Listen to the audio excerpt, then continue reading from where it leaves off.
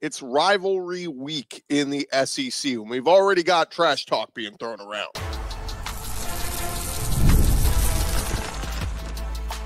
You are Locked On SEC, your daily podcast on the Southeastern Conference. Part of the Locked On Podcast Network, your team every day.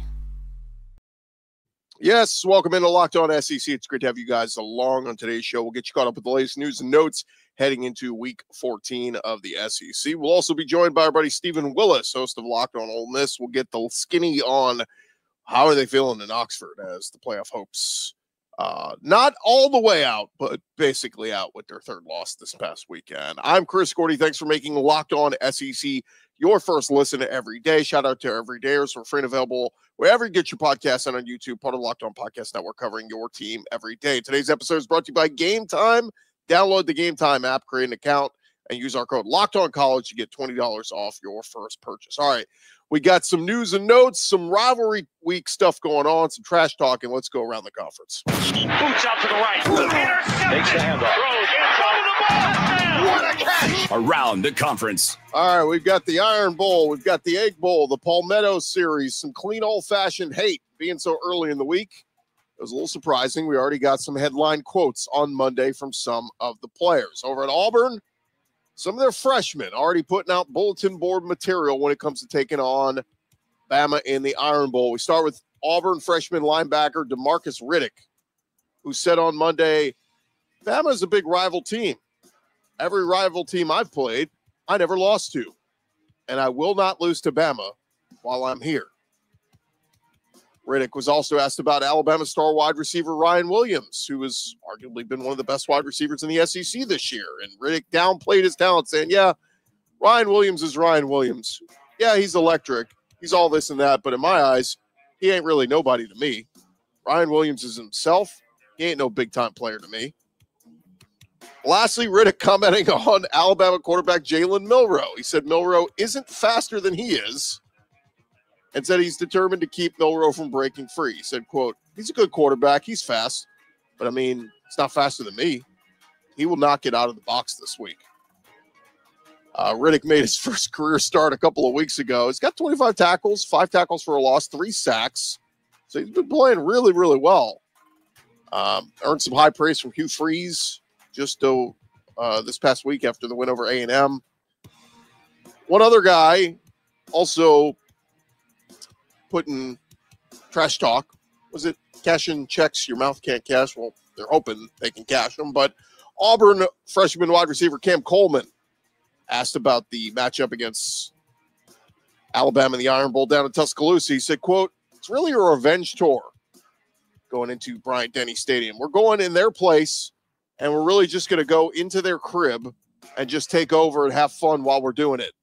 This is going to be some of the last memories we make with each other, so let's make it a memorable game. Now, the last quote kind of caught some people's eyes. They're like, wait, the true freshman Cam Coleman, this is going to be some of the last memories we make? Some clarification. People saying he's talking about the seniors and the guys who are playing in their last game of the season or last game of the career at Auburn. But Hugh Freeze wasn't as outspoken in his comments yesterday. He said beating Alabama will be a, quote, tall task, and went on to say their roster is deeper, but it was deeper last year too, and we had a shot to win it. So Auburn, they have not won in Tuscaloosa since the 2010 season. The Tigers will be looking to end that drought on Saturday. Kickoff set for 2:30 Central. Meanwhile, over at Texas A&M, they're getting ready for Texas. Return of the Lone Star Showdown. And offensive lineman Trey Zuhn had some interesting comments about Texas star linebacker Anthony Hill.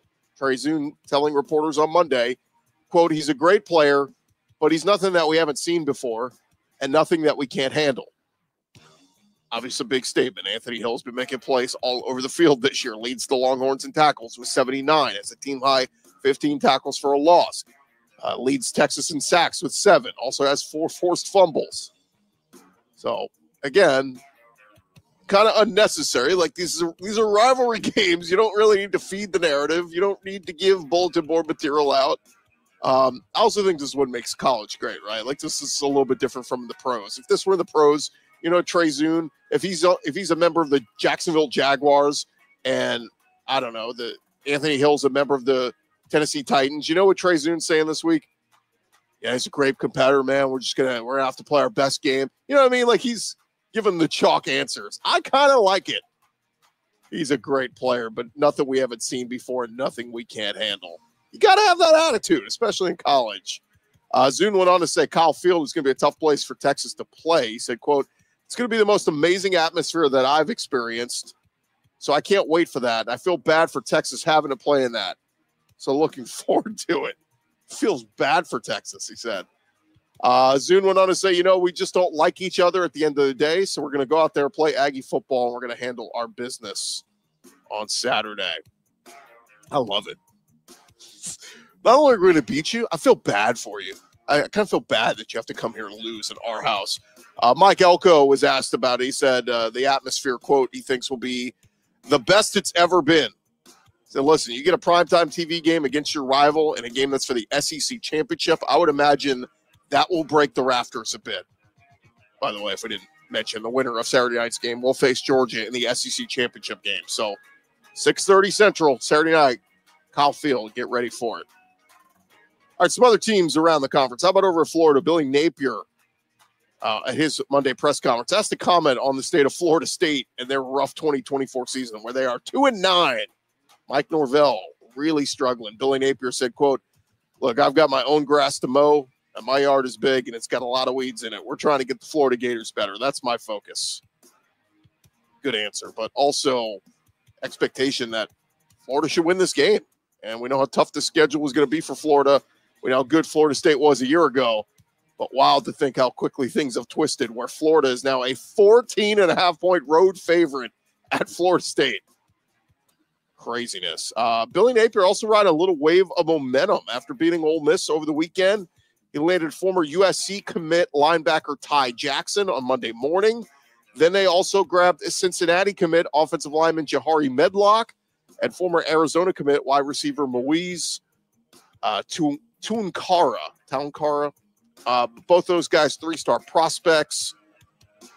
And look, Florida's recruiting class coming together. They've scored 5 commitments from 4-star prospects, currently have the number 18 recruiting class in a 24/7 sports cycle. We're going to talk some more recruiting here coming up next week with National Signing Day coming up. But Billy Napier, man, they thought he was dead 3 weeks ago. This guy's turned the tide. He's starting to win games. EJ Lagway looks great. They're starting to build up the recruiting class. Who knew?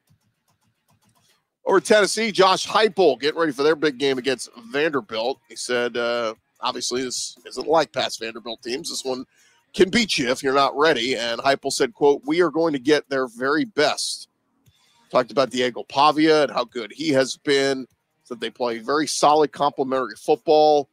So you look at what they've done throughout this season. Statistically, they do a great job of tying all 3 phases together. They're smart, they're tough, they're physical, they're disciplined. They make you earn it. Offensively, the quarterback's a dynamic player. It's a quarterback run game. He has a unique ability to extend plays. Defensively, they don't give up a bunch of big plays either. So Tennessee knows what's on the line. Beat Vanderbilt, and you are likely getting into the playoff as a 10-2 at-large team. Over at Alabama, standout linebacker Deontay Lawson is going to miss the rest of the season. We mentioned he suffered that injury in the game over the weekend. Defensive coordinator Keen Womack, talking to reporters on Monday, said Lawson will not be with them this week. Well, Pete Thamel came out after that and said, according to his sources, Deontay Lawson will miss the remainder of the season after suffering a significant leg injury against Oklahoma.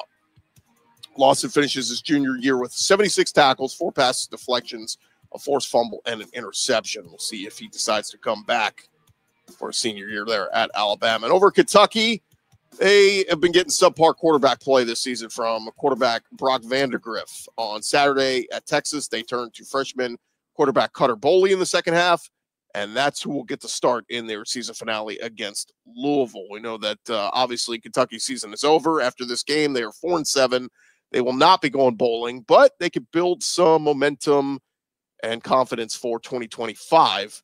Boley, giving Cutter Boley his shot against Louisville. And look, it's a rivalry game. They want to win that game. And so twofold. You want to get some confidence for Boley moving into next year and see if he's the guy. He can have an upper hand on being the starter going into next season, but also you want to beat Louisville and hand them a loss. All right, there you have it. That's the latest news going on around the conference. We'll keep you up to date with more throughout this week. Thank you guys for making Locked On SEC your first listen every day. Coming up next, we're going to talk with our buddy Steven Willis about Lane Kiffin and the Ole Miss Rebels. That's coming your way in just a sec.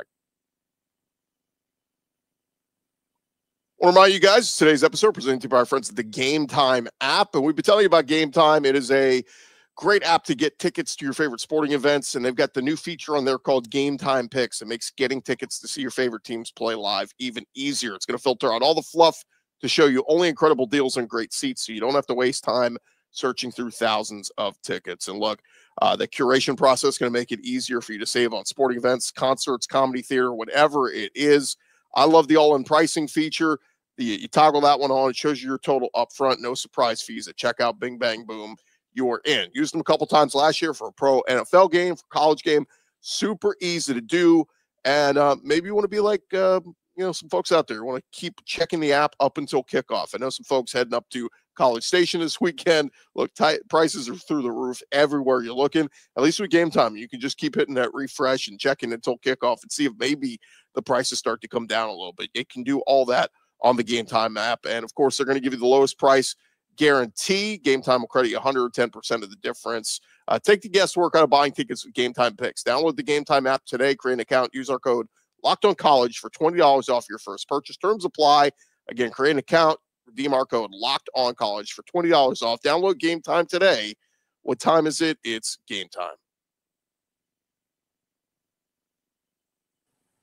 Right along here, Locked On SEC, covering your team every day. And joining us now is our buddy Steven Willis, host of the Locked On Ole Miss podcast. Steven, it is very interesting what a difference a week makes. We're sitting here a week ago saying, my God, look at all these SEC teams that, are all going to finish 10-2. And it's going to be, some teams don't even want to go to the SEC championship. Let them go fight it out. And all of us at 10-2, we'll be sitting here waiting for our bid. And lo and behold, Texas A&M, Alabama, and Ole Miss all take a third loss this past week. And, man, the Ole Miss Rebels, for all the expectations of the offseason, feeling like this was the year, the number one portal class, and Lane Kiffin bringing back Jackson Dart and all these different pieces.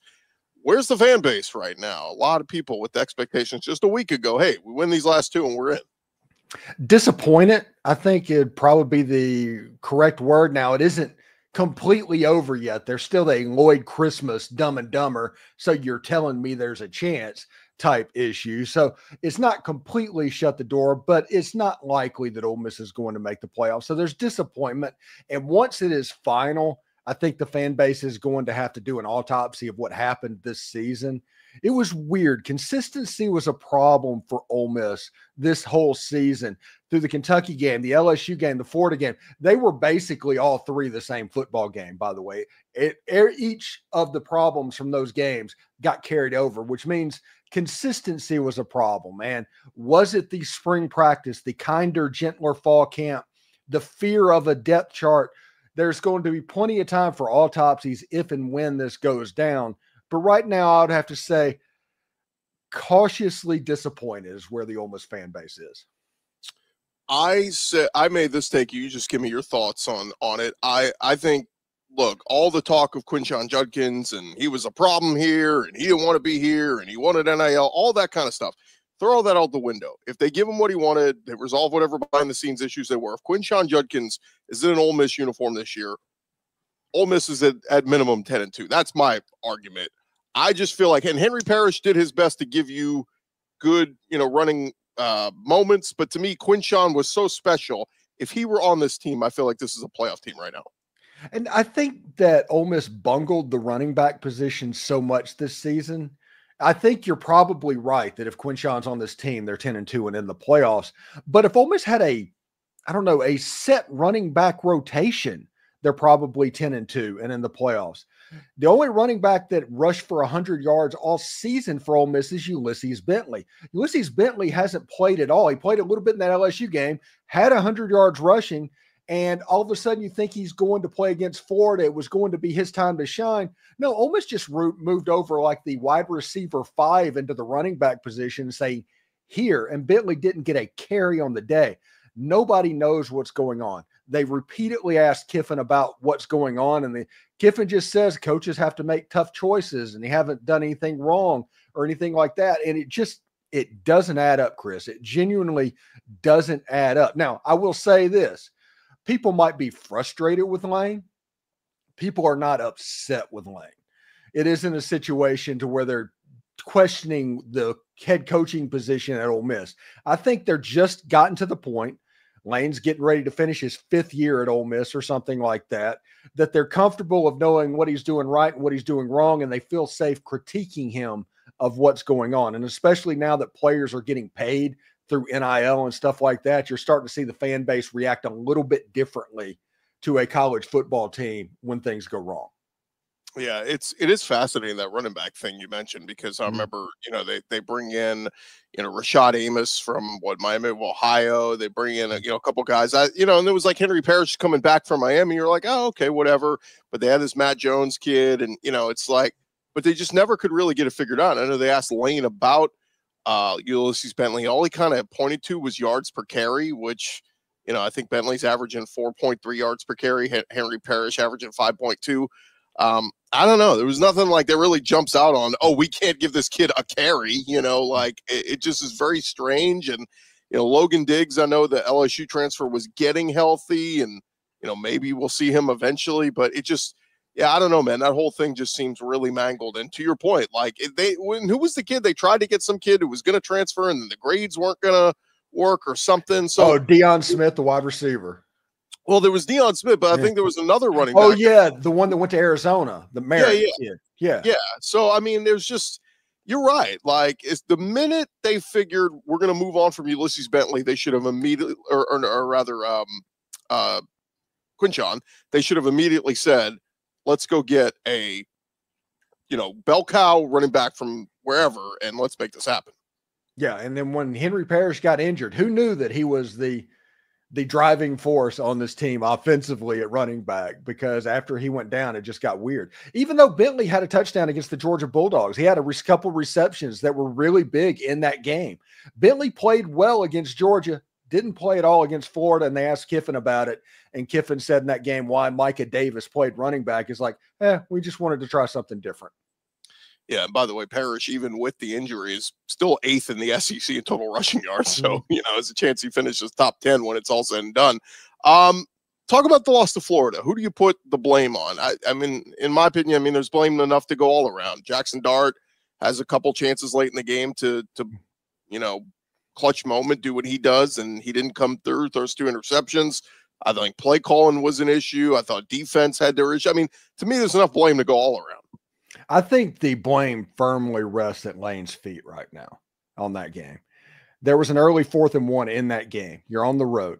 Ole Miss decides to go for it. They ran ran J.J. Pegues off tackle with Jackson Dart as a lead blocker. That makes no sense under any circumstance. Take the points.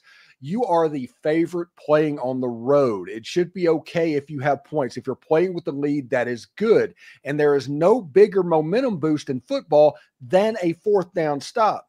Florida went down and scored a touchdown. That was a 10-point swing. That was the ball game at that point. And a couple other times it got weird with Ole Miss. But, Jackson Dart had 3 possessions at the end of the game that he went 3 and out, threw an interception, and threw an interception. He did not have the end of that statue level game to get Ole Miss into the playoffs. That didn't happen, but it wasn't Jackson Dart's fault in this game. Jackson Dart actually started off pretty well. Yeah. And it felt like, okay, here comes that moment where Ole Miss pulls away, and it just never got there. And look, give some credit to Florida, right? I mean, this is a team that still has talented players. It still has pretty good coaches that were facing an impossible schedule this year. And everybody looked at that schedule at the end of the year and went, oh, they're going to lose out. They're going to lose to LSU, Ole Miss, and Florida State. And turns out they win the LSU game. They win the Florida State game or Ole Miss game, and now a chance to beat Florida State. They get to 7 wins. Who the hell had Florida at 7 wins this year based on that schedule? So you got to give Billy Napier some credit there. When we look at this week, the Egg Bowl, obviously Ole Miss heavy favorites against Mississippi State, but a guy that Lane knows pretty well in Jeff Lebby, and Mississippi State, for as bad as the defense has been, the offense has been good at times. Michael Van Buren has looked not like a true freshman playing quarterback. So Give me a quick thought on this Egg Bowl. I got to think Lane's going to want to go out there and I think, even though he's buddies with Lebby, like run the score up, make this look convincing, because if it does come down to a tiebreaker between 3 lost teams, you want to send a message Ole Miss ended strong. Yeah, especially with them being the first game of the weekend. So nothing can happen. Nothing's going to be taken away. Ole Miss has that opportunity. I think Ole Miss is going to try and score 50 points in this game. No, they are. Now, I'm not saying they will. I'm not saying it's going to work out. We've seen that Ole Miss offense struggle at times this year. But the thing that concerns me that I think about is Jeff Lebby against Pete Golding in the 2020 football game. It's that crazy game that was like 63-52. And Alabama they got every yard except for 7 in that game. But Ole Miss was able to drive up and down the field on that Pete Golding, Nick Saban defense, and it frustrated Nick Saban to no end. The next year, Golding got a little bit better with it, but that game gives me a little bit pause, and I wonder if Jeff Lebby is going to be able to move the ball a little bit, which if that happens, and let's say Ole Miss scores a bunch of points in that game, that could be a hard cover for the Rebels, because I think it's 27.5 now. So you don't think any chance Mississippi State makes this a ball game, rivalry game? Sometimes weird things happen. You think Ole Miss wins going away? I don't prescribe to the theory that throw the record books out when these two teams play. I think that's a narrative that's started by the underdog to make the game a little bit more even, if you make that self-fulfilling prophecy. But I do think that State's going to come out and play harder than they have against anybody else all year. If Ole Miss repeats what they did against Florida, they do not play clean, and this gives a chance to get into a ball game in the second and third quarter. And then from there, I don't know if State has the defense to match up. I know that State's defense has trouble stopping the run. Ole Miss has trouble running the ball, so it becomes a secondary type thing. I think Ole Miss should be able to score points and do what they need to do, but it does worry me about that Jeff Lebby, Pete Golding dynamic from 2020. Yeah, 3-3 in the last 6 games in this rivalry. So, you can skew it however you want. Just as long as nobody fakes peeing on a fire hydrant, right? Yes. I mean, of course, that's how Ole Miss got Lane Kiffin to begin with. Still one of the and by the way, Ole Miss is going for 4 out of 5 in this rivalry too. Okay. You mentioned 3 out of 6, but it'll be 4 out of 5 if Ole Miss. Yeah. That's what I was saying. However you want to, you could skew the numbers out however you want. More with Steven Willis here in just a second, but I want to remind you guys about our friends over at FanDuel. You can get ready to tackle all the NFL action or college action with FanDuel. They are America's #1 sportsbook. Right now, new customers can bet $5 to get $150 in bonus bets if you win. The FanDuel Sportsbook app giving you everything you need to place live bets on the NFL and college all in one place. So when you get a hunch in the middle of the game, you can check out the latest stats, view live play-by-play, and so much more on the same page where you place your bets. And we're looking at 2 games happening this Friday. Ole Miss versus Mississippi State. Ole Miss at home in Oxford, Friday afternoon, taking on the Bulldogs. It is the Egg Bowl, and Ole Miss a 26.5-point home favorite. Steven Willis telling us he thinks Ole Miss wants to run up the score. They want to win convincingly. So if you like that line, you can get that over FanDuel right now. Also Friday night, Georgia -19.5 at home against Georgia Tech for some clean old-fashioned hate. You can get that line right there at FanDuel. Just visit FanDuel.com today to sign up and join. If you've never signed up before, you can get started with $150 in bonus bets if you win your first $5 bet. That is at FanDuel.com. Never waste a hunch. Make every moment more with FanDuel, an official sportsbook partner of the NFL. A couple things, Steven, looking ahead. What is this offseason like? If Lane wins this, they don't make the playoff, and they're going, I don't know, Cheez-It Bowl or whatever. Like, what is this offseason like? Because the Ole Miss fan base still, hey, Lane's our guy. We want him here long term, all that. And where's Lane? Does he get the wandering eye again? Is he locked in? I know he said some things about, I love the state of Mississippi. You don't know until you live here and all that kind of stuff. So he's saying all the right things, but where's the fan base and where's Lane this offseason? Oh, the fan base, Lane's here for as long as he wants to be here. And I think Lane wants to be here. And there's not many places that Lane can go. I mean, there's not many jobs that I would look at that as it goes on. And like if Florida next year, it looks like Billy Napier is going to be fine. The job to look at in the future would be Miami. Mario Cristobal's not going anywhere. I think both of them are kind of stuck with each other for better in this situation. And the Ole Miss fan base is going to show up for the transfer portal. Lane's going to attack the portal this offseason. And you'll see players get brought in and try and retool that defense and create the defensive side of the ball that Ole Miss had this year, as well as setting Austin Simmons up for the most success that he can have, since he's going to be the kind of the future of this position in 2025. Caleb Cunningham, maybe even there's rumors about Deion Smith, just look at that. And then Caden Lee as well. So this wide receiver unit with Aiden Williams and everything could be pretty good. And Logan Diggs should be healthy by next season as well. And Ole Miss is bringing in Shakai Mills-Knight. So skill position wise on offense, I guess it would surprise nobody that Ole Miss should be pretty good. Yeah, and Trey Harris finally runs out of eligibility. Jackson Dart runs out of eligibility, so those guys will be moving on. It is an interesting dynamic though, because I'd heard some rumbling. Somebody told me last week that they had heard that Walker Howard was probably going to transfer back to the state of Louisiana and maybe go play at Louisiana Lafayette or something like that. And that maybe explains why Austin Simmons was the backup in moments this year. And it seems like Austin just beat him out. Yeah. So you feel Austin Simmons is the guy next year? Oh yeah. Austin is Tua Tagovailoa with 4 more inches. Is that he is really good. You saw one series against Georgia. He taking them straight down the field and scoring a touchdown. I have no problems with Austin Simmons being the quarterback next year. Hopefully, no concussion issues like Tua. Yes, definitely not. We need to not running. Yeah, that will be the safe way to go. Give me a quick thought though, Steven, on as we sit here and a lot of 3-loss teams. How many teams, SEC teams, get into the playoff in your opinion, sitting here right now? I think Texas is in. I think Tennessee's in if they beat Vandy. Tennessee is not in if they lose to Vandy. Georgia's in. So Texas and Georgia's in. Texas A&M, if they beat Texas, could go to the championship game and kind of backdoor their way in with an SEC championship win. And then there's that 4th SEC team that right now is Alabama's sitting in the catbird seat. A&M is going to be there as well. Depends on the game that they have against Texas. Ole Miss is sitting right there, and Carolina is there as well. But of course, if you put one to another, that 27-3 victory that Ole Miss had in that game, that's going to be, since it's apples to apples. But I think those are the main competitors. But right now, I would have to say probably Alabama is going to find their way in. Yeah. Well, look, if A&M loses to Texas, that's their 4th loss. They're out. If A&M wins, A&M goes to Atlanta to play Georgia. You think Texas is probably still in as a 10-2 at large. But then, if A&M were to beat Georgia, they would get, the first round bye, most likely. They would, be the SEC champ. And then is Georgia in still? Because that would be their 3rd loss. They would be, 10-3. So there's a lot of weird stuff that can still happen. Yeah, this is absolutely nuts. This whole SEC season is one for the ages, honestly. It's reminiscent. What is that 2008 or 2006 season? What was the year that LSU won the national title? Yeah, 07, and then the game was played in 08. Yeah. It's just one of those weird years at the end of the year is kind of trending that direction.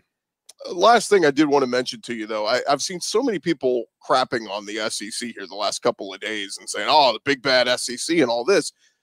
Aren't they proving the point, though, Steven? Like, if anybody could beat anybody on any given day, doesn't that mean your conference is awesome and not like we have 3 good teams undefeated and that's it? Like, to me, that speaks to the conference. It's a badass conference that, outside of Mississippi State this year, really anybody could beat anybody on any given week.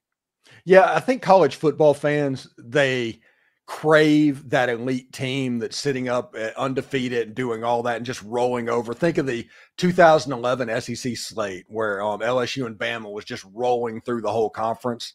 I think they're programmed to like those, and when they're not there, what's wrong? And the problem is with the NIL and the transfer portal and stuff like that, there's less elite teams out there, which means the lower teams are a little bit better. The top teams are a little bit worse. And what you're seeing is the closest thing to parity that you can have in college football. And that's going on right now in the SEC. Kentucky, the number 15 team, beat Ole Miss. Oklahoma, the number 14 team, just boat raced Alabama. I mean, anything can happen in this league. Yeah, somebody what was it? Somebody brought up that the best teams in the Big Ten currently. Let me pull this up. It's Oregon, Ohio State, Indiana, and Penn State. They are all sitting up there at the top. Yet all the teams they've played are like all terrible. Like, in other words, that none of those teams are beating top 25 teams. They're all just kind of sitting there taking their L.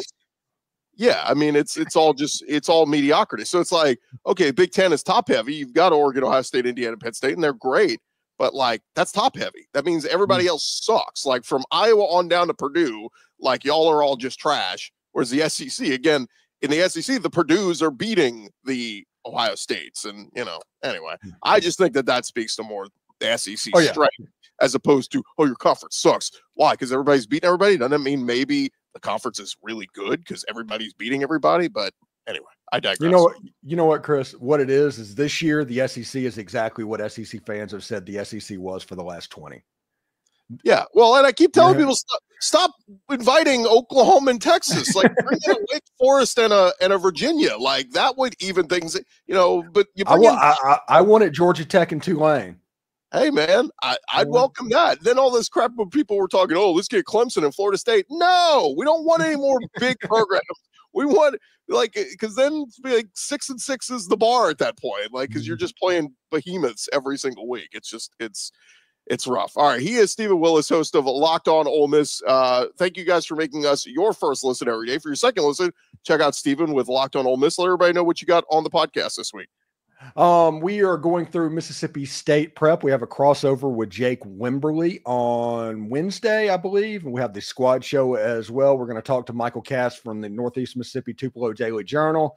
We're going to tell you why Ole Miss wins this game. And then Friday, it's all game day stuff. So tune in. You can follow me at the Steven Willis and check me out at Locked On Ole Miss on YouTube. I love it. Bring it back to Thanksgiving night, please.